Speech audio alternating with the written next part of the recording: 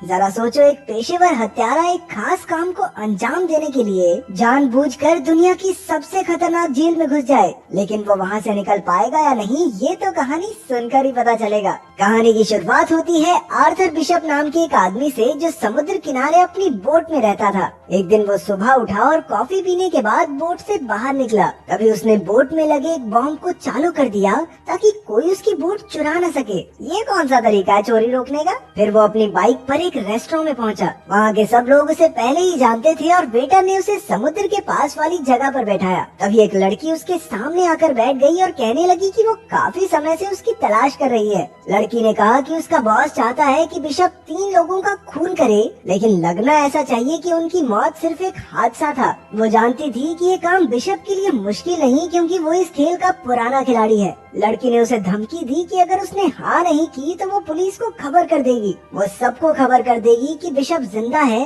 क्योंकि पिछली बार वो अपनी मौत का नाटक करके पुलिस से बच निकला था। तभी बिशप ने देखा कि इस लड़की के साथ कुछ और भी लोग हैं जो उसे ही देख रहे थे। अचानक उसने अपना फोन निकालकर उस लड़की की तस्वीर ले ली। जैसे ही लड़की ने बंदूक निकालने की कोशिश की तो बिशप ने उस पर हमला कर दिया। ये देखकर लड़की के साथी भी बिशप पर टूट पड़े, लेकिन उसने एक एक करके सबको धूल चटा दी। फिर बिशप ने देखा कि नीचे से और गुंडे उसे पकड़ने आ रहे हैं, इसलिए वो दीवार से कूदकर एक केबल कार पर लटक गया। उस लड़की ने अपने साथियों के साथ बिशप का पीछा किया और केबल कार में घुस गई। वो बिशप को अंदर ढूंढ रही थी, लेकिन वो तो छत पर था। लड़की ने छत पर बंदूक चला दी, लेकिन बिशप ऐन वक्त पर कूद गया और एक पैराशूट पर जा गिरा। रात को जब वो अपनी बोट पर जाने लगा तो उसने देखा कि 2 लोग पहले से ही वहाँ मौजूद थे। उसने बिना समय गवाए अपना फोन निकाला और बोट में धमाका कर दिया। इसके बाद वो माल उतारने और चढ़ाने की जगह पर पहुंचा। उसने एक डब्बा खोला और अपने पासपोर्ट और बाकी कागज जला दिए। फिर बिशप थाईलैंड के एक टापू पर गया, जहाँ वो एक लड़की से मिला जिसे वो पहले से जानता था। ये लड़की वहाँ की एक होटल की मालकिन थी। वो उसे एक कमरे में ले गई और बिशप ने एक खुफिया जगह से एक बैग निकाला। उसमें कई सारे फोन्स, हथियार और पासपोर्ट थे। उसने तस्वीर वाली लड़की के बारे में कुछ जानकारी निकाली तो पता चला कि असल में ये लड़की क्रेन नाम के एक आदमी के लिए काम करती है। उधर जीना नाम की लड़की होटल की मालकिन से मिली और उससे कुछ दवाइयाँ मांगी। मालकिन ने उसकी बाजू पर कई घाव देखे, जैसे उसे किसी ने बुरी तरह पीटा हो। मालकिन ने उसकी और मदद करने की कोशिश की, लेकिन जीना ने कहा कि उसे सिर्फ दवाइयाँ चाहिए और फिर वहाँ से चली गई। रात को मालकिन ने समंदर में एक बोट देखी जिसमें कोई आदमी एक लड़की को पीट रहा था। उसने तुरंत बिशप के पास जाकर उस लड़की की मदद करने को कहा। बात मानकर बिशप उस बोट पर पहुंचा और कहने लगा, अरे ओह, अगर तू सच्चा मर्द है तो इस लड़की को छोड़ दे। वो लड़की जीना ही थी, लेकिन उस आदमी ने बिशप की एक न सुनी और अपनी बंदूक निकाल ली। इस गलती के लिए बिशप ने उसकी काफी धुलाई करके उसे मार डाला।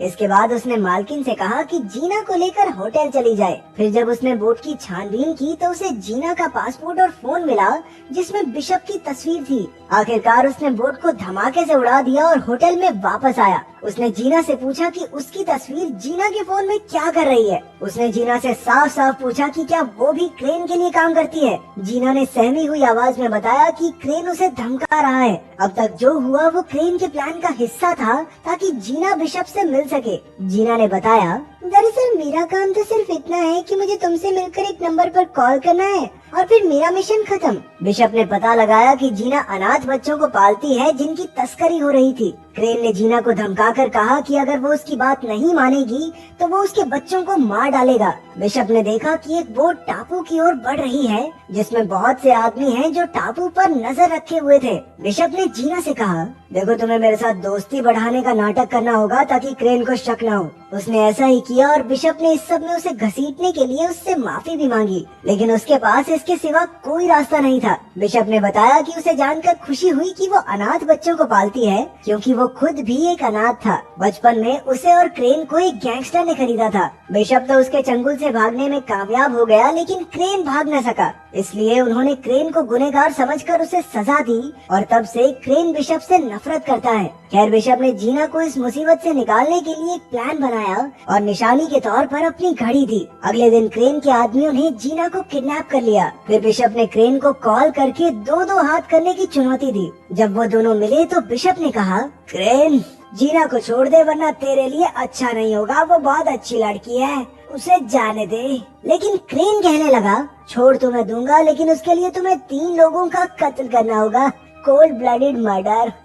इसमें पहला आदमी है अफ्रीका का एक गुंडा जो दुनिया की सबसे खतरनाक जेल में कैद है। फिर क्रेन ने उसे एक जीपीएस ट्रैकर निगलने को कहा ताकि काम पूरा होने पर उसके आदमी बिशप तक पहुंच सके। जब बिशप ने जीना के जिंदा होने का सबूत मांगा तो क्रेन ने कहा कि हर मिशन पूरा करने के बाद वो जीना से फोन पर बात कर सकता है और तीनों मिशन पूरे हो जाने के बाद जीना रिहा हो जाएगी। अब बिशप ने अपना काम शुरू कर दिया। उसे पता चला कि वो जेल समुद्र के बीचों बीच है जो शार्क से भरा हुआ था और जेल के चारों ओर 100 मीटर लंबे पहाड़ थे, इसलिए उस जेल में घुसना लगभग नामुमकिन था। इसके बाद बिशप ने कुछ गैंगस्टर्स की जानकारी निकाली और एक आदमी चुना जिसके चेहरे पर एक टैटू था। उसने उसी आदमी जैसा हुलिया बनाया और फिर मिशन के लिए जरूरी सामान खरीद लिया। अगले दिन जब वो सड़क पर घूम रहा था तो पुलिस ने उसे गैंगस्टर समझकर गिरफ्तार करके जेल में डाल दिया। जेल में उसने देखा कि उसका शिकार तो हर समय 4-5 लोग साथ लेकर चलता है। उसे एक साथी कैदी ने बताया कि इस आदमी का नाम क्रिल है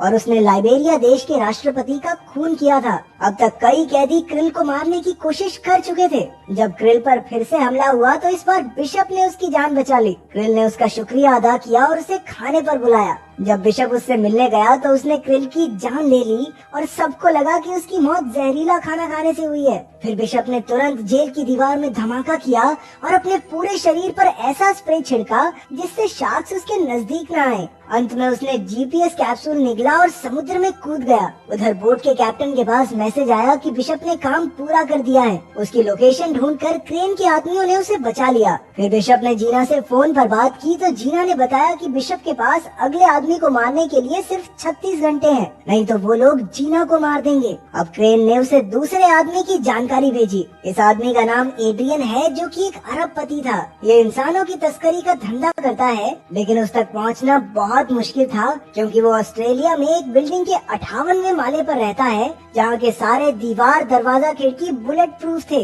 ऊपर से हर जगह सेंसर्स और फिंगरप्रिंट डिवाइस भी लगे थे। अब बिशप इस आदमी के नीचे का घर खरीदने पहुंचा। वहाँ उसने घर की चाबियां और नक्शे की हूबहू नकल उतार ली। फिर उसने कांच फोड़ने वाले बॉम्ब्स बनाए और साफ सफाई वाले आदमी का भेष बदल कर उस घर में घुस गया। घर की खिड़की से लटक कर वो एड्रियन के घर के स्विमिंग पूल तक पहुंचा और वहाँ बॉम्ब्स फिट कर दिए। जैसे ही एड्रियन उसमें नहाने आया, बिशप ने धमाका कर दिया और एड्रियन सीधा नीचे गिरकर मारा गया। अब फिर से जीना का कॉल आया, लेकिन इस बार उसने चालाकी से उस बोट का नंबर दिखा दिया जिसमें वो कैद थी। फिर बिशप हेलीकॉप्टर से उस बोट तक जीना को बचाने पहुंचा और कई गुंडों को मार गिराया, लेकिन अफसोस कुछ देर बाद वो पकड़ा गया। फिर क्रेन ने उसे आखिरी चेतावनी देते हुए कहा, इस बार तो माफ कर देता हूँ, लेकिन अगर फिर से ऐसा हुआ तो जीना बेचारी मारी जाएगी और उसकी मौत के जिम्मेदार होगे तुम। अब बिशप का आखिरी मिशन था अमेरिका में रहने वाले मैक्स को मारना। वो एक ऐसी बिल्डिंग में छिपा हुआ था जो पहाड़ के ऊपर बनी है और वहाँ सबमरीन्स का कारखाना था। इन सबमरीन्स में बड़ी बड़ी मिसाइल्स छिपाई गई थी। वहाँ खुफिया तरीके से किसी का भी अंदर आना या अंदर से बाहर जाना नामुमकिन था। जो भी वहाँ घुसने की कोशिश करता वो मौत के मुंह में जा गिरता। बिशप के पास इस काम को अंजाम देने के लिए 48 घंटे का वक्त था। उसे खबर मिली कि मैक्स ने एक हेलीकॉप्टर मंगवाया है, इसलिए उसने हेलीकॉप्टर के नीचे छुपकर मैक्स तक पहुँचने का प्लान बनाया। जब उसकी तरकीब कामयाब रही तो उसने बिल्डिंग के सारे कैमरा जाम कर दिए। चारों ओर हड़कंप मच गया और गार्ड्स मैक्स को एक खास कमरे में ले जाने लगे। तभी बिशप ने लिफ्ट में धमाका कर दिया, लेकिन किसी तरह मैक्स खास कमरे तक पहुंच गया। हालांकि अपना हीरो तो पहले से ही वहाँ मौजूद था। अब वो मैक्स के साथ मिल गया और मैक्स को मारने का नाटक किया ताकि क्रेन को चकमा दिया जा सके। उसका प्लान था कि जब क्रेन के आदमी मैक्स की लाश ढूंढने आएंगे तो क्रेन बोट में अकेला होगा और उस समय उसे खत्म करना कोई बड़ी बात नहीं। उन्होंने प्लान के मुताबिक मैक्स की मौत का नाटक किया और जैसे ही वहाँ धमाका हुआ, बिशप उसे समंदर से बचाकर एक टापू पर ले आया। फिर बिशप ने क्रेन को कॉल करके कहा, अबे ओ जीना को छोड़ दे।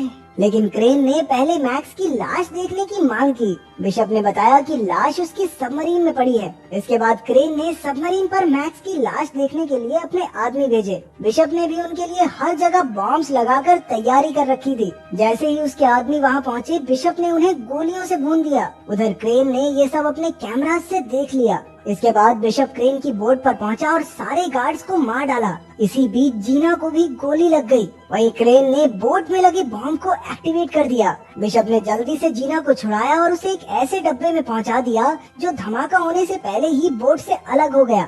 अब बिशप और क्रेन की जबरदस्त लड़ाई शुरू हो गई। उसने क्रेन को जंजीर से बांध दिया और तभी बोट में धमाका हो गया। जीना तो बच निकली, वहीं मैक्स के आदमियों ने बोट का मलबा बाहर निकाला। कुछ समय बाद जीना अपने बच्चों के साथ थी और उसने देखा कि बिशप उसकी आंखों के सामने खड़ा था। असल में बिशप बोट के स्टील रूम में छिप गया था, जो इमरजेंसी के वक्त काम आता है, और इस तरह वो धमाके में बच निकला। अगर वीडियो पसंद आई तो लाइक कर देना, चैनल को सब्सक्राइब कर देना। मिलते हैं अगली वीडियो में।